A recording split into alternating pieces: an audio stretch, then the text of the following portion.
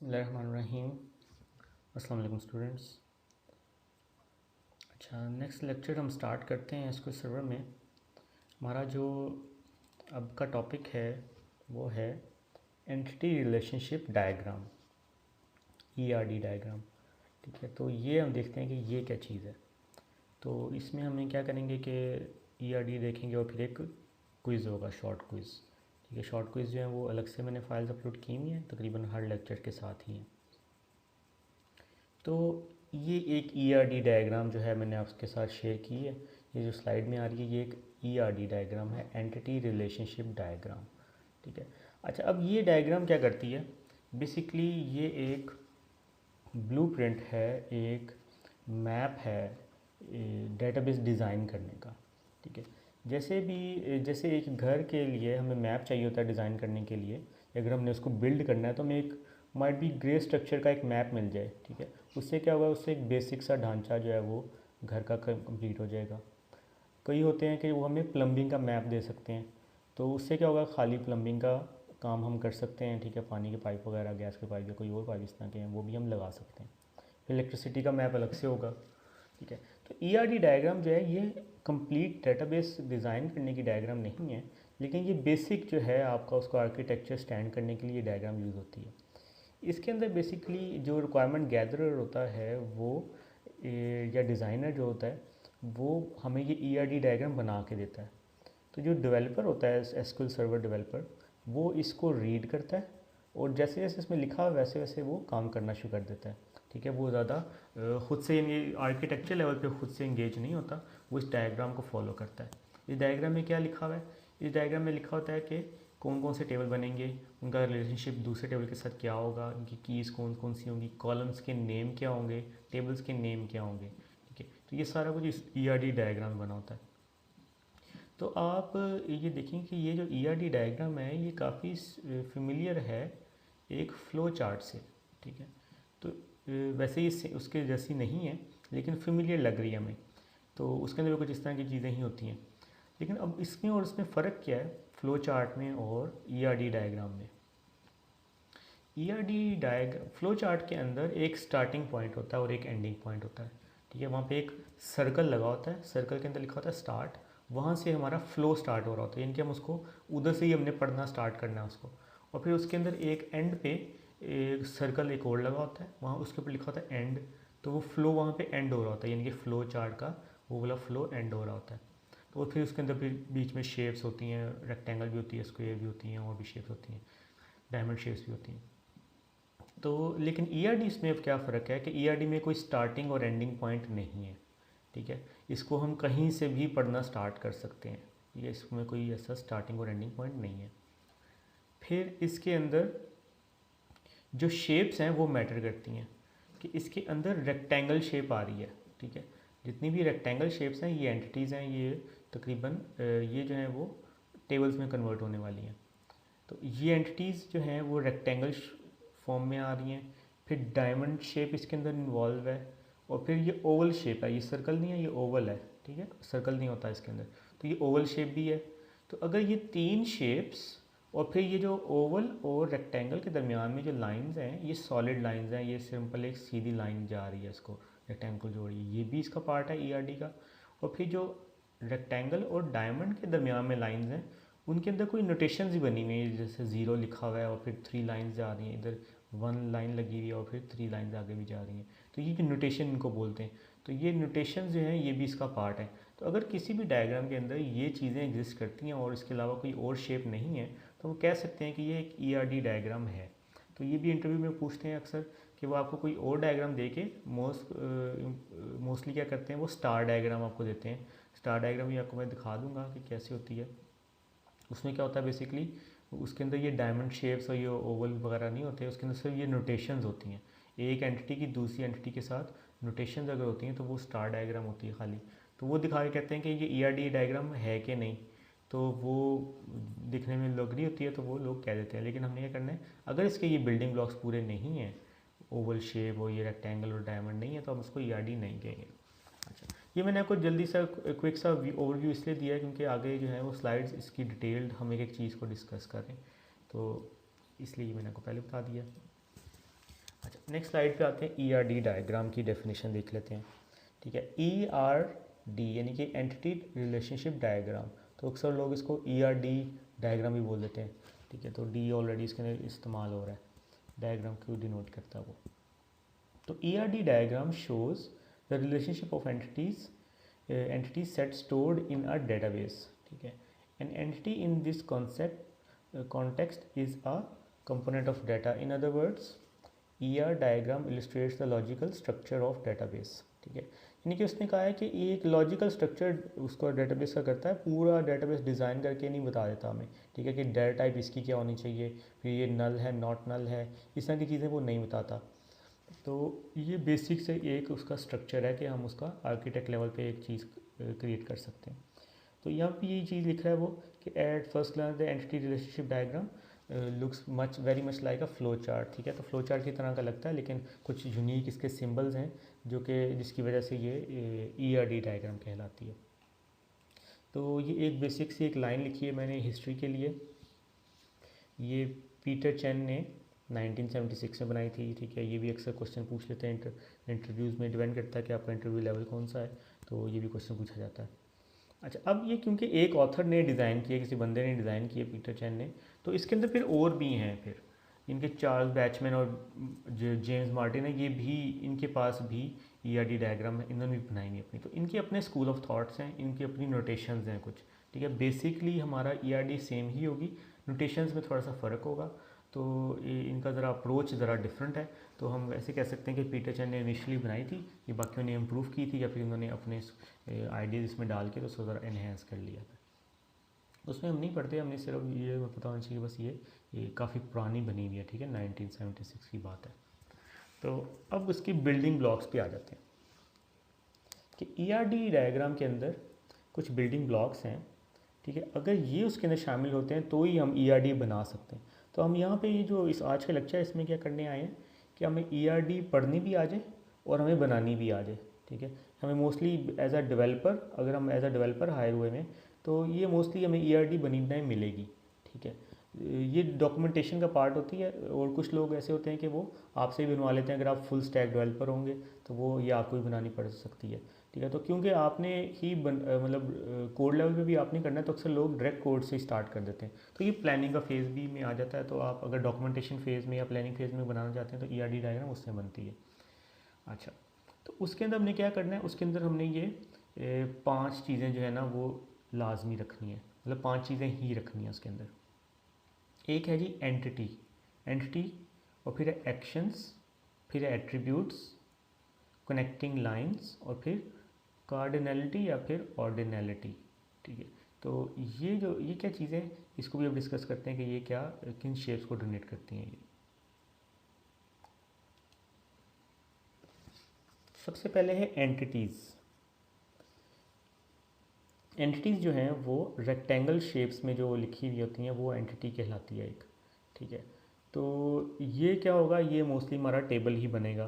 ठीक है, ये हमने आइडेंटिफाई कैसे करनी है एक पैराग्राफ के अंदर, मतलब हमें अगर इंग्लिश का पैराग्राफ मिलता है तो मोस्टली उससे हमने ERD बनानी होती है, या फिर हम रिक्वायरमेंट गैदर खुद हैं तो हमने क्वेश्चन एंड आंसर से ही करके तो ERD सोच लिया कि अच्छा ये जो है ना ERD के अंदर ये वाली चीज़ एंटिटी बनेगी। तो इसका थंब रूल क्या है, जो नाउन्स होते हैं वो ERD वो एंटिटी बनता है उसका। ठीक है, तो अब नेक्स्ट पे आते हैं। नेक्स्ट है जी एक्शंस। एक्शंस हैं रिलेशनशिप्स, यानी कि एक एंटिटी और दूसरी एंटिटी के दरमियान में जो रिलेशनशिप है एक टेबल और दूसरे टेबल का, वो हम रिलेशनशिप जो है वो इस डायमंड शेप में लिखते हैं।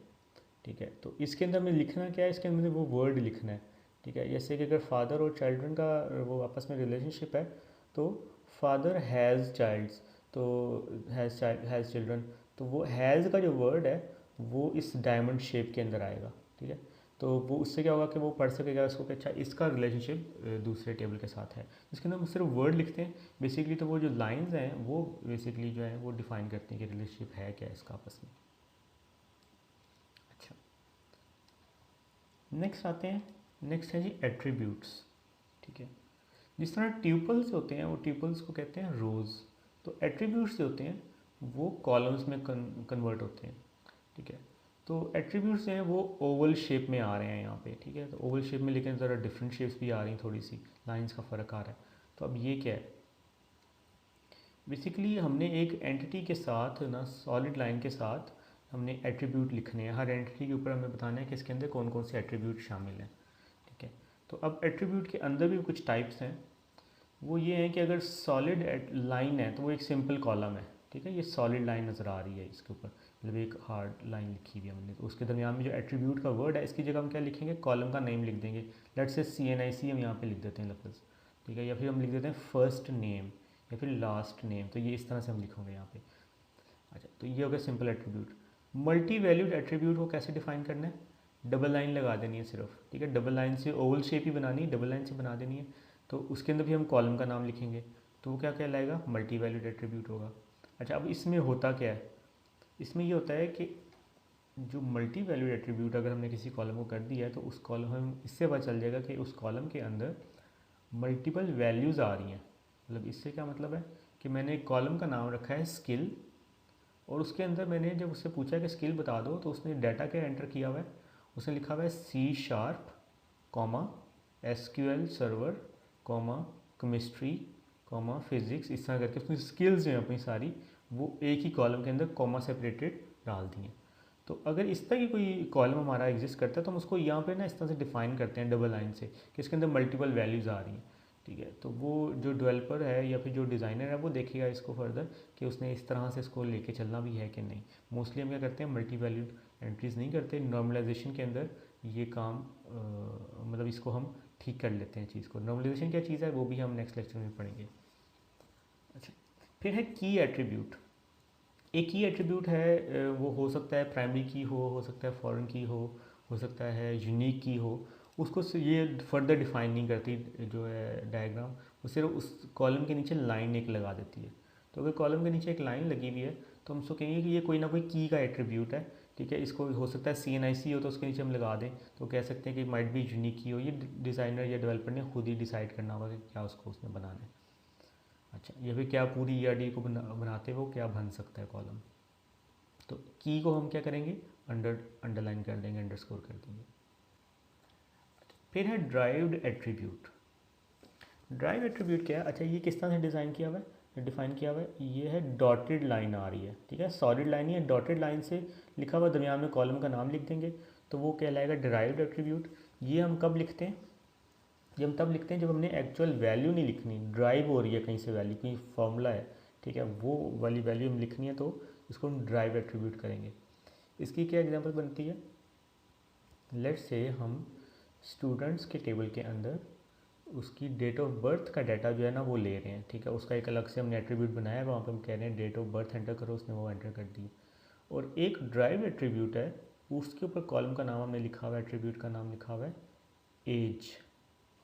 तो एज के अंदर क्या करेंगे, हम फॉर्मूला सेव करेंगे, एक्चुअल एज नहीं सेव कर देंगे। अगर वो उस वक्त 30 ईयर्स का है या 20 ईयर्स का है तो हमने उसको 20 या 30 लिख नहीं देना वहाँ पे, ठीक है। ड्राइव एट्रीब्यूट का मतलब वहाँ पे कोई फॉर्मूला लिखेंगे। तो हम फॉर्मूला क्या लिखेंगे कि करंट डेट से उसकी जो डेट ऑफ बर्थ है माइनस करो और आंसर लेके आओ ईयर्स के अंदर। तो वो उसकी हमारी जो एज है वो ईयर्स में होती है, तो वो हमें एज यहाँ पे दिखा देगा। तो फॉर्मूला यहाँ पे सेव होगा। तो जब जब वो क्यूरी करेगा तो वो फार्मूला ही रन टाइम पे चलेगा और वो हमें दिखा देगा कि अब इस टाइम पे क्या है, ठीक है। तो उस वक्त हम कहेंगे कि ड्राइव एट्रीब्यूट है। तो यहाँ पे जो भी लफ्ज़ लिखा होगा इसका समझ लग जाएगी आपको कि यहाँ पे फार्मूला आपने लिखना है, एक्चुअल वैल्यू आपने सेव नहीं करनी है, ठीक है। तो ये इस तरह के सारे ये एट्रीब्यूट्स हैं, काफ़ी बेसिक से हैं, काफ़ी चीज़ें इसमें हम नहीं डिफाइन कर सकते। ERD एक बड़ी बेसिक सी डायग्राम है, इसमें हर चीज़ हम डिफाइन नहीं करते, ठीक है। अच्छा, अब नेक्स्ट है जी कनेक्टिंग लाइंस, ठीक है। ये एक नेसेसरी कह सकते हैं एक स्लाइड है जिसके अंदर कनेक्टिंग लाइन, ये सॉलिड एंड वो वाली लाइंस हैं जो एक रेक्टेंगल शेप को ओवल शेप के साथ जोड़ रही हैं, ठीक है। और ये सॉलिड है, इसके अंदर कोई नोटेशन नहीं है, ठीक है। तो इसको बोलते हैं कनेक्टिंग लाइंस और इसको उसने एक एज अ कंपोनेंट रखा हुआ है ERD का कि ये भी एक तीसरा या चौथा कंपोनेंट है ERD के अंदर। तो ये लाजमी, अगर ये नहीं है तो हम इसको ERD नहीं कह सकते, ठीक है। तो ये भी आपने लाजमी रखना है कि एक एंटिटी और एट्रीब्यूट्स को आपस में जोड़ने के लिए हमने सिंगल सॉलिड लाइन यूज़ करनी है, ठीक है। अब आते हैं कार्डिनैलिटी पे। ठीक है, बेसिकली कार्डिनैलिटी ही एक मेन जो है ना ईआरडी के अंदर एक चीज़ है जिससे हमें उसकी हेल्प मिलती है आइडिया की कि ये क्या क्या इसके अंदर हो रहा है। कार्डिनैलिटी के अंदर हम रिलेशनशिप्स की नोटेशंस होती हैं कि वन टू मैनी, ठीक है, वन टू मैनी है, वन टू वन है, और फिर मैनी टू वन है, और फिर मैनी टू मैनी है। ठीक है, ये रिलेशनशिप के 4 टाइप्स हैं।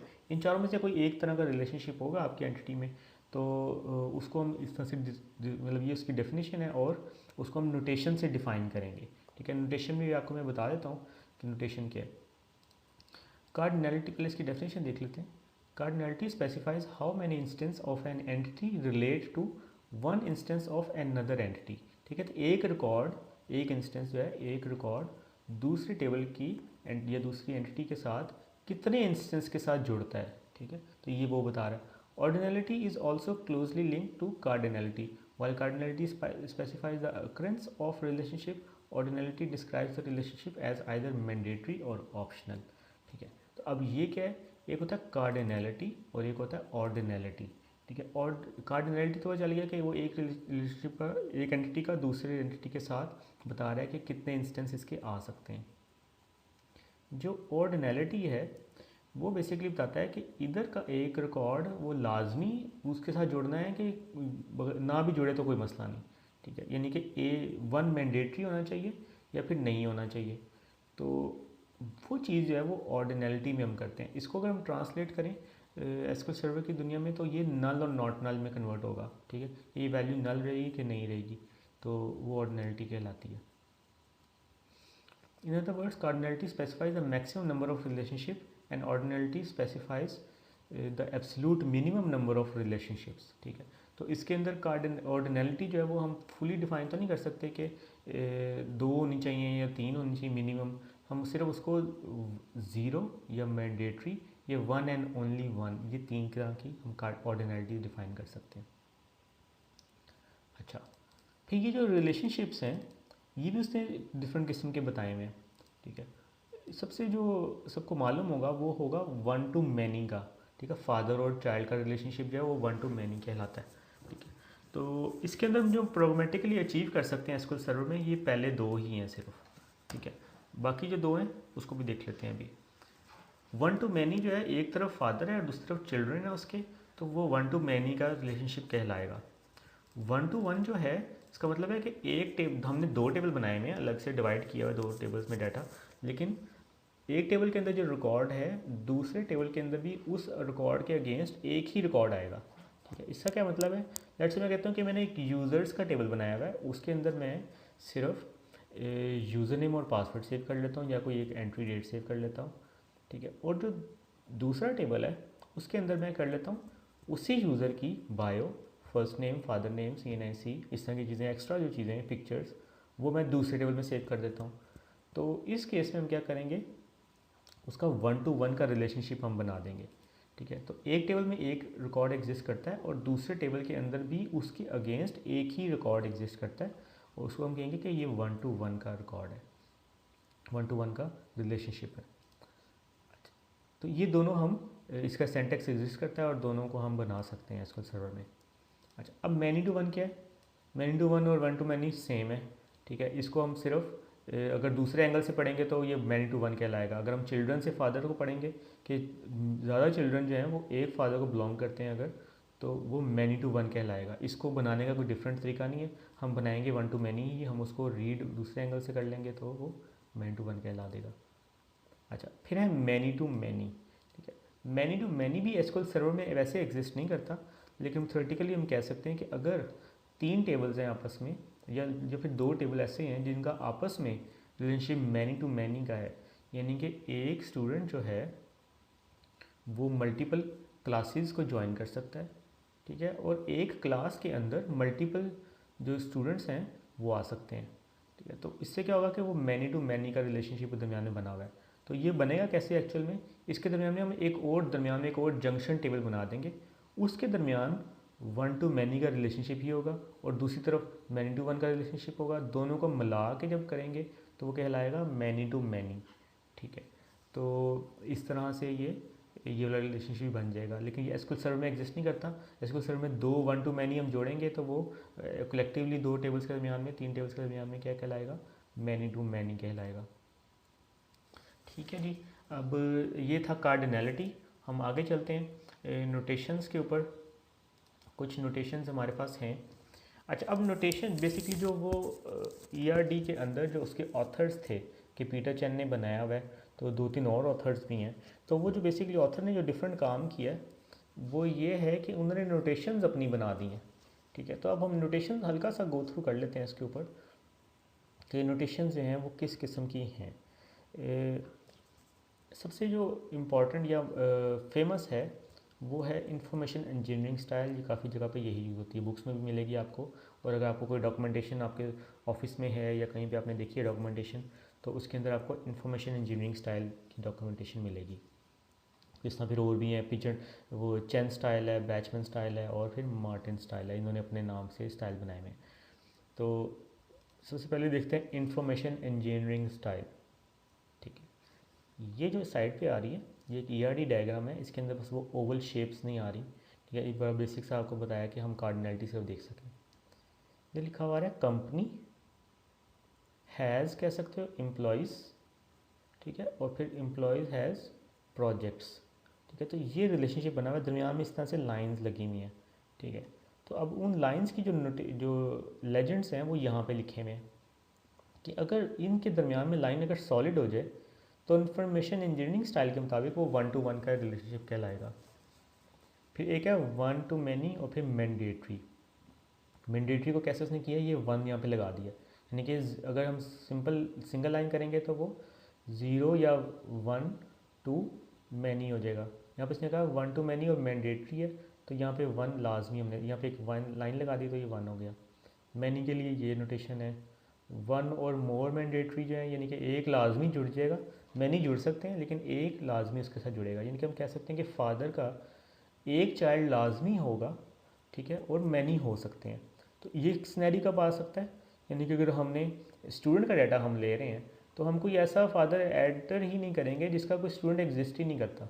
ठीक है, तो अगर इस तरह का कोई मसला है हमारा तो हम क्या करेंगे कि ये वाली नोटेशन बनाएंगे कि वन और मोर मैंडेटरी, कि स्टूडेंट का डाटा तभी ऐड होगा, फादर का डाटा तभी ऐड होगा जब उसका एक ना एक चिल्ड्रन लाजमी हो। ठीक है, कोई ऐसा नहीं होगा कि मैं यूनिवर्सिटी में फ़ादर आ गया और उसने स्टूडेंट को पढ़ाना है और वो उसका चाइल्ड कोई नहीं है। तो इस तरह की कोई अगर लॉजिक हमारी क्या है कि हमारा सिस्टम भी कंस्ट्रेंट है उसका कि वो ऐसा हो ही नहीं सकता कभी, तो फिर हम सिस्टम के अंदर ईआरडी में भी बता देंगे उसको कि आपने ऐसे काम नहीं करने। तो इस तरह के अगर बग्स जो है फ्यूचर में निकलते हैं तो वो ये ईआरडी में उसने कवर किए हैं थोड़े से। तो इस तरह फिर उसने हर एक की बताई हुई notation. One and only one जो है वो डबल लाइन से आ जाता है। ठीक है, ज़ीरो और वन जो है ये ऑप्शनल, तो ये ज़ीरो का मतलब है कि ज़ीरो जो है वो ऑप्शनल है और साथ में हमने वन लगा दिया। फिर ज़ीरो और मैनी ऑप्शनल जो है उसके साथ हम ज़ीरो और फिर मैनी लगा देंगे। तो ये जाइए इंफॉर्मेशन इंजीनियरिंग स्टाइल के मुताबिक है। तो अब अगर हम इस डायग्राम पे आ जाएं कि ये जो ईआरडी डायग्राम है कि कंपनी के साथ एम्प्लॉयज़ हैं, अब कंपनी के साथ लग गया वन, इसका मतलब है कि एक कंपनी लाजमी होगी, यानी कि एक कंपनी का एक रिकॉर्ड लाजमी एग्जिस्ट करता होगा और उसके साथ मैनी एम्प्लॉयज़ हो सकते हैं और एक एम्प्लॉय लाजमी होगा। यानी कि अगर बाय लॉ हम कहते हैं कि हमारी कंपनी एग्जिस्ट नहीं कर सकती बुक्स में जब तक कि उसका एक एम्प्लॉय ना हो, तो हम उस वक्त उसने इसको भी डाल दिया अंदर। उसने कहा कि एक कंपनी लाजमी होगी, एक रिकॉर्ड कंपनी का लाजमी होगा और फिर दूसरी तरफ एम्प्लॉय का रिकॉर्ड लाजमी होगा और मैनी तो हो ही सकते हैं लेकिन एक लाजमी होगा। तो वो सकेंगे कि ये रिलेशनशिप उसका बनेगा। फिर है एम्प्लॉय और प्रोजेक्ट्स का रिलेशनशिप। अब ये मैनी टू मैनी का बना हुआ है। ठीक है, और फिर इधर ऑप्शनल और इधर मैंडेटरी है। तो इसने कहा एक एम्प्लॉय लाजमी होगा। ठीक है, और उसके मैनी प्रोजेक्ट्स हो सकते हैं। और मैनी के साथ लिख दिया ज़ीरो, यानी कि एम्प्लॉय एग्जिस्ट कर सकता है, हो सकता है उसके पास कोई प्रोजेक्ट ना हो। तो ये भी हो सकता है कि एक एम्प्लॉय होगा और उसके ज़ीरो प्रोजेक्ट्स हों, उसका कोई प्रोजेक्ट ना हो, लेकिन उसके मैनी भी हो सकते हैं। ठीक है, और फिर अगर हम इधर से पढ़ें तो उसने कहा कि मैनी प्रोजेक्ट्स हैं, यानी कि या फिर एक प्रोजेक्ट जो है वो मैनी एम्प्लॉयज़ को एग्जिस्ट कर सकता है, कि एक प्रोजेक्ट के ऊपर मल्टीपल एम्प्लॉयज़ काम कर सकते हैं। तो ये इस तरह से इसको हमने रीड करना है। तो इसको रीड करने का जो तरीका है वो कहाँ पे लिखा हुआ है, वो इसने लेजेंड्स में बता दिया। और इस जो इसका तरीका है इसको बोलते क्या है, इंफॉर्मेशन इंजीनियरिंग स्टाइल। तो बेसिकली ये जो नोटेशंस हैं, अगर आपको ईआरडी आपके पास आई है और उसके अंदर ये वाली नोटेशंस नहीं है, उसके अंदर डिफरेंट है नोटेशंस, तो आपने ये करना है, आपने उस ऑथर से या उस बंदे से आपने इसका नाम पहले पूछना है कि ईआरडी के अंदर ये जो नोटेशन यूज़ किया है इसका नाम क्या है, ठीक है, और या फिर इसके लेजेंड्स मुझे बता दो कि आप इसको क्या डिफ़ाइन करते हो। तो जो वो लेजेंड्स बताएगा आपने उस तरह से इसको रीड करना शुरू कर देना है, ठीक है। तो बेसिकली क्रक्स जो है इस ईआरडी का वो ये वाला पॉइंट ही है, नोटेशंस ही हैं बेसिकली। तो जो अगर उस पर हम इतना ज़्यादा टाइम नहीं लगाते, मैं आपको सिर्फ गो थ्रू करा देता हूँ कि बैचमैन स्टाइल जो है उसके अंदर देखें और तरह की नोटेशंस आ रही हैं मेरी नज़र, ठीक है। यहाँ पे 1 to 1 को उसने डबल डॉट, इधर भी डॉट लगाया हुआ, उधर भी डॉट लगाया हुआ है, 1 और मोर, फिर इसने यहाँ पे या ज़ीरो, तो उसने यहाँ पे ज़ीरो लगाया हुआ और फिर आगे एरो लगा दिया, ठीक है। तो इसके अंदर सारे डिफाइंड नहीं है, ठीक है, इसको कम्प्लीटली डिफाइन नहीं कर रहा। तो डायग्राम मैंने वही रखी है, कंपनी है और फिर उसके एम्प्लॉयज़ हैं, यहाँ पे इसने वन और मैंडेटरी वाला काम नहीं किया।